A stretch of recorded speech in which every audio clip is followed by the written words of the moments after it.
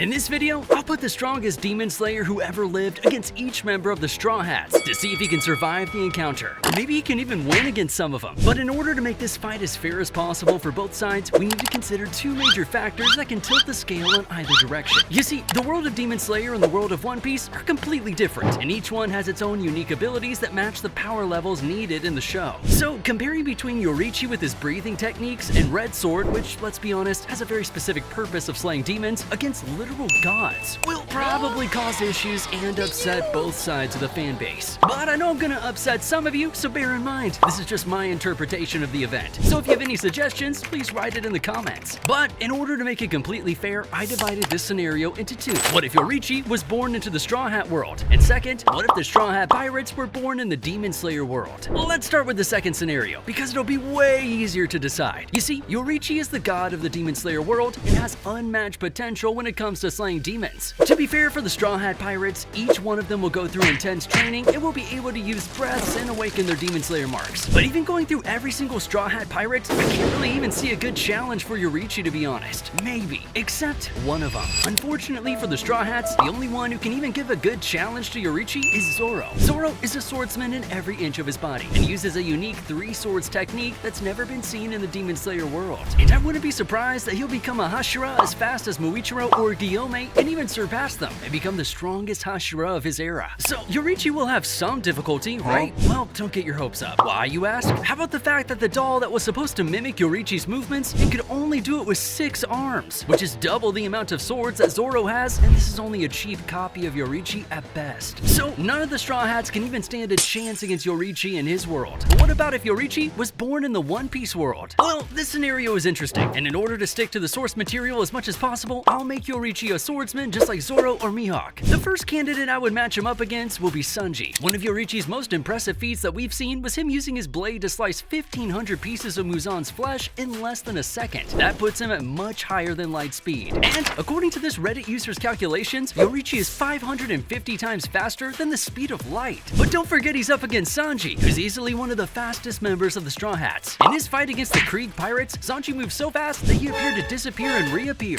That makes him just as fast, if not faster than Yoriichi, meaning Sanji can just speed blitz him to oblivion. But we can't let our boy Yoriichi go down without a fight. This is the greatest demon slayer that's ever lived that we're talking about here. So let's stick to our promise and get Yoriichi comfortable in the One Piece universe. Yoriichi was a natural-born genius in the Demon Slayer universe. He was born with his Demon Slayer mark as well as access to the transparent world and selfless state from day one. As a 7-year-old child who had never picked up a sword before, he was able to defeat a trained sword instructor effortlessly, and he only got better from there. Those abilities should easily transfer over to the One Piece universe and make things a lot easier. But Yoriichi's breathing techniques can't help him in the One Piece world. So to level the playing field, let's hand Yoriichi his very own devil fruit and of course teach him haki. And I've got the perfect fruit in mind. Introducing the Ama no Mi. It's a Logia type devil fruit that grants the user the ability to transform into and control solar energy. Pretty fitting for a master of sun breathing, huh? Don't confuse it with the real and lame Ama no Mi though. With our new Ama no Mi and his sword techniques, Yoriichi could easily replicate the sun breathing techniques from his previous life. In fact, with this awesome devil fruit, we're giving him one hell of an upgrade.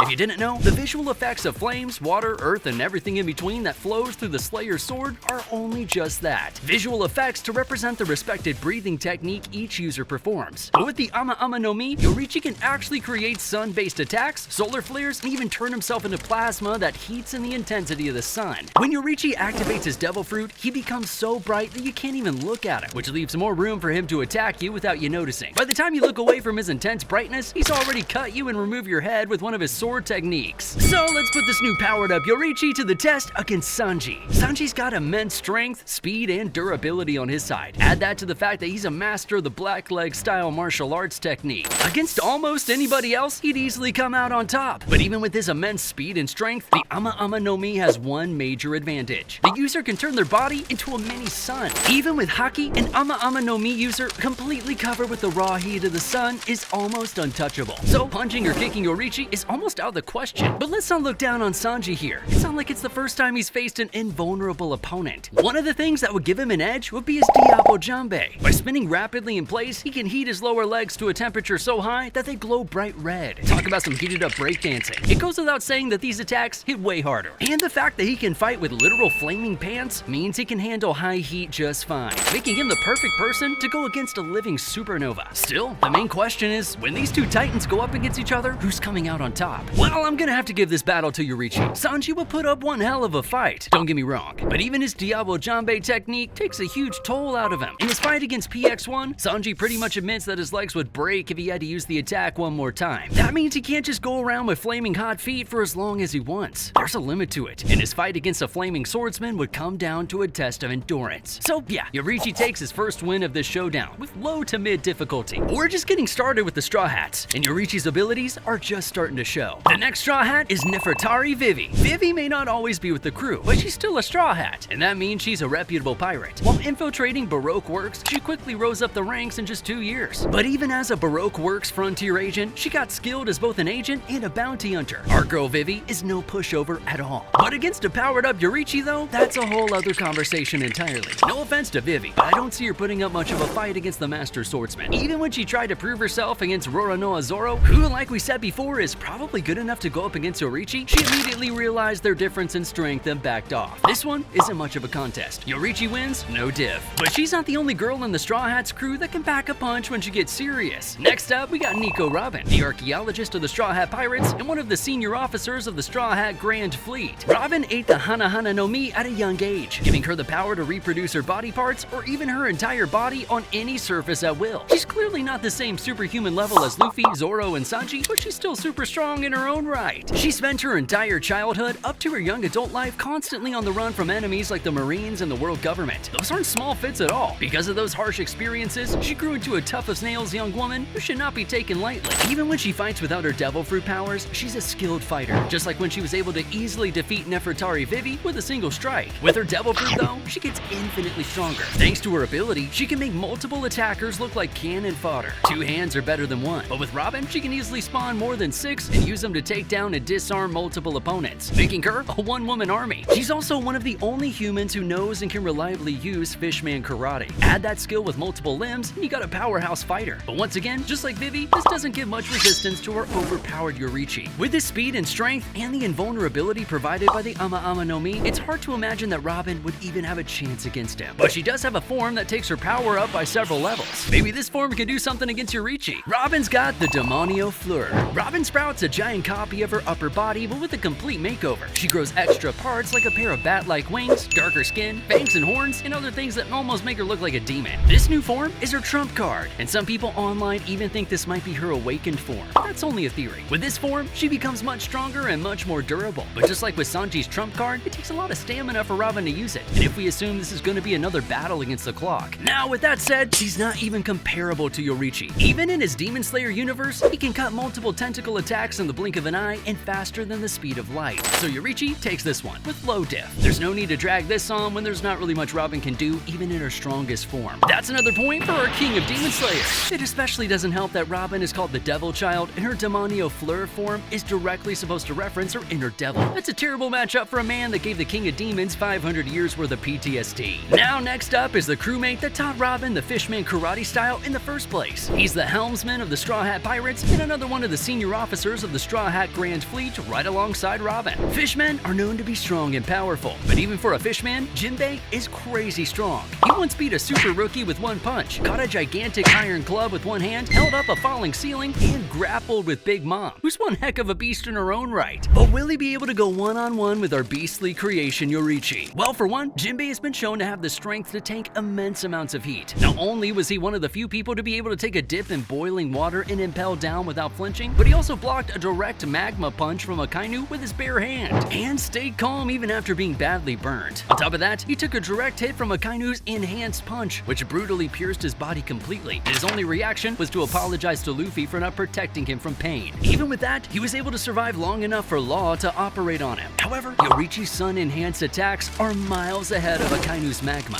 Jinbe is definitely no lightweight. He's also fast, maybe not fast enough to catch up to Yoriichi, but more than fast enough to put up a fight. And to top it all off, he's a master of Fishman Karate with years of battle experience. And he's used it to knock away many opponents at once and grapple with powerful enemies several times his size. He was a child prodigy and was skilled enough to become a black belt at a young age. By adulthood, Jinbe's skill in Fishman Karate is so good that his strikes do not need to make physical contact with an enemy, as the water particles in the air will blow them away away a few seconds after the attack's initiation. That means that he can deal damage without making physical contact with Yoriichi, which makes him the second character in this rundown that can probably have a decent counter to Yoriichi's speed and invulnerability after Sanji. But he still has to get close to the powerhouse to deal damage, because with Yoriichi's Devil Fruit being much more powerful than Akainu's, we all saw what Akainu can do. All Yoriichi needs is a second to slice any part that gets too close to him. Jinbe would put up a crazy good fight, but I think in the end, this one goes to Yoriichi again with a low diff. Next up is Franky, a juggernaut of the Straw Hats. And considering just who's in this crew, that's not a term I can just throw around loosely. He has years of experience as a ship dismantler, and was also a bounty hunter prior to his pirate career, which goes a long way to put some hair on his chest. Add that to the fact that he's had bionic modifications done to his body, giving him incredible superhuman strength. He's so strong that he was able to stop a charging, fully grown elephant with not much effort, and still drag it around like it was a rag doll, smashing into the ground like a plush bear. But as we've already seen, brute strength isn't enough to put down Yoriichi. He's gonna need more than that to get under the Demon Slayer's skin, and he's got just that, with his innate ability to be absolutely cracked with any weapon you hand him. From swords to nunchucks to a freaking M24 sniper rifle, if you can find one in the One Piece universe, Franky's got it all. And even without that, Franky's also skilled in boxing techniques and hand-to-hand combat. In terms of raw firepower, he's stacked enough to put his foot where his mouth is. I see him giving Yoriichi a tough time and forcing him to rely on unorthodox methods to come out on top. But Franky isn't beaten in that regard either. Despite his harsh and brash nature, Franky is surprisingly tactical and battle smart, meaning that he can easily match Yoriichi in coming up with strategies to take his opponent out. Now, does he win against Yoriichi? Unfortunately, no. I'm gonna have to give this one yet again to the sword wielder. Even base Yoriichi is faster than the eye can see. And don't forget, this is Yoriichi with Devil Fruit and Haki powers. And although Franky is no weak opponent, I see Yoriichi winning this with a low to mid diff. Alright, so Yoriichi's been taking the wins for way too long now. Let's give him someone that can knock him down a peg or two. And I think I know just the Straw Hat that'll put his speed to the test. But before we get into that, I just want to say you made it this far into the video, so that means we must be doing something right. If you're enjoying the content, why not leave a like on the video and make sure to comment and share. Making these things takes a lot of research, so any help to the channel will be amazing. But enough of that. Let's put someone up against Yoriichi that'll really make him put on some running shoes. And that is Brook, the oldest and fastest member of the Straw Hats. How fast are we talking about here? Fast enough to run on water, apparently. The undead pirate has no skin, and he's all bones, meaning he's incredibly light without all that extra fleshy baggage. He's shown feats of speed that haven't been replicated by many other characters in the series. But just being fast alone doesn't make him the strongest, now does it? Yoriichi, after all, has the power of the sun on his side. Well, Brook isn't done yet. In fact, him being made of just bones means that the only thing in real danger from the flames is his signature afro. Brook is incredibly resistant to both low and high temperatures. And while I don't know if that counts for temperatures as high as our demon-slaying swordsman, it would be boring if I just kept saying, Yoriichi's a flame boy, so he wins. Let's just say Brook is resistant to the high heat Yoriichi can produce. The next best thing for our demon slayer to do is slice and dice till the cows come home. Well, that would depend on if he can catch the pirate in the first place, but let's say he does. Brook has been shown to regenerate his body and even still retain motor function after being decapitated. Is it fast enough to save him if he gets completely shredded? No, it's not. But Brook just has to keep a distance. That's the problem though. He's got the speed, he's got the strength, and the durability to keep up with Yoriichi, but does he have the fighting power? Brook uses a type of sword that's concealed inside a cane. He uses this sword together with his fencing skills and has had it for at least 50 years. Since he's a former battle convoy leader and pirate captain with years of experience in the Grand Line, Brook is a master in swordsmanship. Despite his usual goofy personality, he's an extremely skilled swordsman who's able to take on multiple enemies at once with swift and precise strikes. So it's not like he can't put up a fight or anything, but I don't really see him coming out on top against Yoriichi. Going back to his past life a bit, Yoriichi was once able to dodge every attack that the Demon King Muzan threw at him and take him out with a single counterattack. With that in mind, this version of Yoriichi is supposed to be scaled up for the One Piece universe. So while Brook's fencing skills might be enough to put up a fight, I don't see him pulling through this one. I'll give it to Yoriichi again with a low to mid diff. Next up, let's look at the last girl on this list. Nami is the assigned navigator of the Straw Hat Pirates, and she's responsible for evaluating the direction that the ship goes as they sail further into the sea. She's smart, resilient, and also an experienced polearm user. But how's she holding up against Yoriichi with that experience? Now, don't get me wrong here. Nami is easily one of my favorite characters in the series, but is she really coming out on top in a battle against someone that's taking out Sanji and most of the other Straw Hats while still going strong? I don't think so. But let's not just write her off, let's look into her like the rest of the characters. Nami has had her fair share of brutal experiences right from her childhood. She's had to steal from pirates all her life, putting her in dangerous and life-threatening situations fairly often. She's also been seen packing extremely powerful punches and is even shown to be pretty durable in her own right. She's even held her own against marine officers and come out on top in her own fair share of brawls brawls over the years. But even with all that, this isn't just a low-ranking Marine officer. This is the greatest Demon Slayer the world has ever seen, and just as good of a swordsman. Like I said, I love my girl Nami, but Yoriichi takes this one no diff. There's nothing she can do against him, except maybe give him a happiness punch. Even though she couldn't win, can the crewmate she recruited into the Straw Hat stand a chance? Just like Nami, Chopper isn't the best fighter on the crew, but I don't think he gets taken out quite as easily. Going straight to the point, the only way Chopper is standing any sort of chance is if he transforms into his monster point. In this form, Chopper transforms into a massive, super strong monstrosity, which causes him to lose his mind and go berserk. This form also requires lethal amounts of energy to keep active, making Chopper a danger to both himself as well as others, friend and foe alike. But that's where the problem is. Not only does Chopper lose a tremendous amount of energy over time in this form, making it a near lethal last-ditch effort, he also loses all sense of reason and tact. Even in his last life, Yoriichi is squared up against enemies that are nothing more than beings of brute force. So this is an easy win for him in my book. Chopper puts up a fight, but Yoriichi carries the trophy home with a low to mid-diff win. We've got 3 more to go, and up next, we have Usopp. According to Oda, in a discussion with Luffy's voice actress, he says that no matter who joins, he always wants Usopp to be the weakest since it would upset the balance of the story if he was anything else. Oda also says that this is because Usopp is the only one in the entire crew who is the closest in strength as compared to a regular human. This really doesn't do a lot to help our poor guy out. Coming out of the gate, he's already losing, but I don't want to let him go down without his dignity.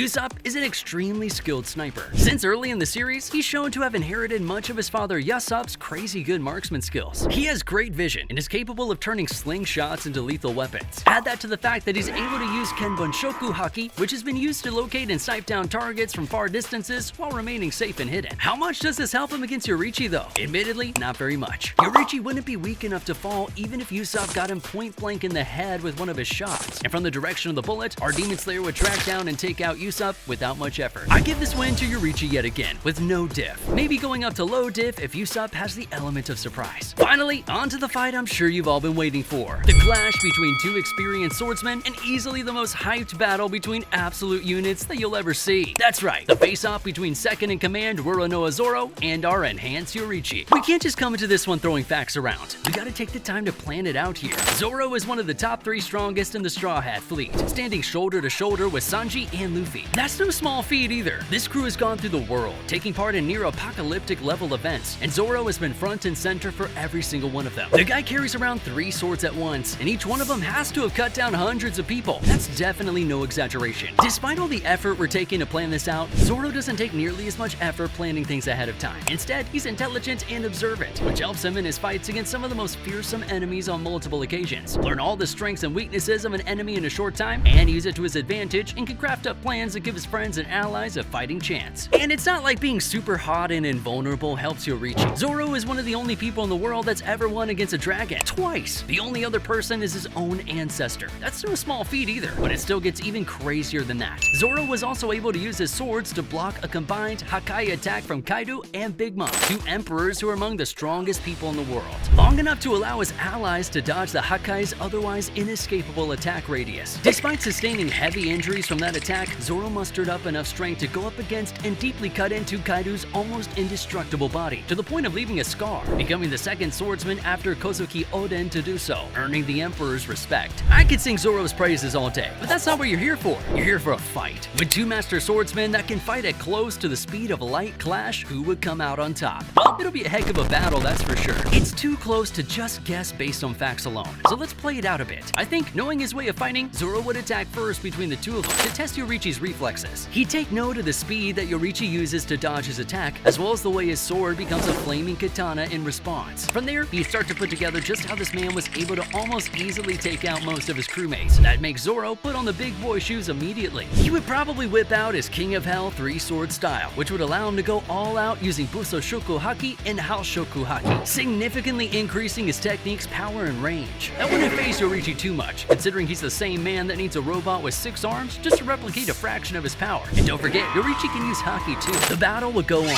with the 2 getting considerable slashes on each other. It could easily destroy towns and take out buildings. But at the end of all that carnage, who would come out on top? Well, this one's gonna cause a war in the comments, but I give it to Yoriichi. Why, you ask? Well, because of one of the abilities of the Ama Ama no Mi that's a sure kill. The Dark Star ability creates an impenetrable sphere around him that traps anything inside of it, where a combination of heat, friction, and pressure will literally compress and deconstruct everything into atoms. It's an intensely draining ability that takes an extreme toll on the body. Even if Zoro survives that, there's no way he's gonna still be in fighting condition, and it should be enough for Yoriichi to pull out a win. I see him winning this, but with high diff. Alright, this has gone on long enough. We've thrown everyone at him, and he's still come out on top again and again and again. Let's set the stage for the epic finale, shall we? The Straw Hat Captain heads to where he heard this mysterious figure was gonna be. This man has been going around taking out his crew in solo matches for too long. No one messes with his friends and gets away with it. He walks up towards a clearing, right as he sees a figure in what looks like a Japanese kimono walking towards him from the other side. They lock eyes for a second as Luffy grips his hat and stares the newcomer down. He asks if the new guy is the one that's been messing with his crew. Yoriichi nods. Luffy points to himself and says that he's here to get even and take him out. Yoriichi nods again. Luffy understands that this man doesn't talk much. Normally he'd try to get more of a reaction out of him, but this time he's too angry to waste another second not teaching this guy a lesson. Without saying another word, he charges at the swordsman, who responds by doing the same, and they clash. Now, since we've been putting Yoriichi in his perceived best against the rest of the Straw Hats, it's only fair we give him a taste of the same medicine. Luffy is at the strongest we've ever seen him in the series right now, and he's fueled by anger and the sense of duty to protect his friends. Will he come out on top though? Well, as we know, even without his devil fruit powers or haki, Luffy has exceptional strength, speed, agility, durability, endurance, and stamina. His accomplishments range from pulling off feats that would be physically impossible for a normal human to surviving dangers that would make most people faint just thinking about it. He's never been someone to be messed with devil fruit or no devil fruit. That strength and durability only gets enhanced with his gear transformations, making him easily dozens of times stronger than he already is. On top of that, he's incredibly fast enough to dodge most attacks that Yoriichi could throw at him. And him being able to see the future with his Kenbun Shoku haki definitely gives him the upper hand. In fact, during his fight with Kaido on Onigashima, Luffy managed to partially dodge Kaido's Ramai Hake attack despite the Emperor being capable of moving at near blinding speed. To put things even more in Luffy's favor, his Gear 5 transformation gives him an unpredictable and cartoony style of fighting, which would be hard for Yoriichi to predict and follow up on. And even out of Gear 5, in his other gear forms, Luffy can use his Busoshoku haki to harden his body, making it difficult for Yoriichi to cut. But that's not to say that Yoriichi would give up so easily. He's not outmatched in any regard. In fact, this would be the perfect opportunity to match up against him. With his speed and strength, this would come down to a battle of durability and stamina. As Yoriichi dodges and slashes at Luffy, who in return uses confusing and unpredictable moves to confuse the swordsman. As for the question of who would win, however, well, I don't see this one going to either of them. Yoriichi is strong, fast, and resilient, but Luffy is near Sun God Nika levels of power by the time he unlocks his Gear 5, making him one of the most powerful characters in the series, period. So I'll call this one a draw and leave the theorizing to you all in the comments. Who do you think takes the crown home after a terraforming battle of the ages? An enraged Gear 5 Luffy, or a focused Ama Ama no Mi awakened Yoriichi? And there you have it, our breakdown of just how long Yoriichi would survive against all the Straw Hats one-on-one, and honestly, it's not even close. The only real threats he had were the monster trio, and even they all went down, albeit with considerable effort. Did you agree with the video? But if you thought Yoriichi is strong, click this video to watch where I created a Hashira that's almost 10 times as strong.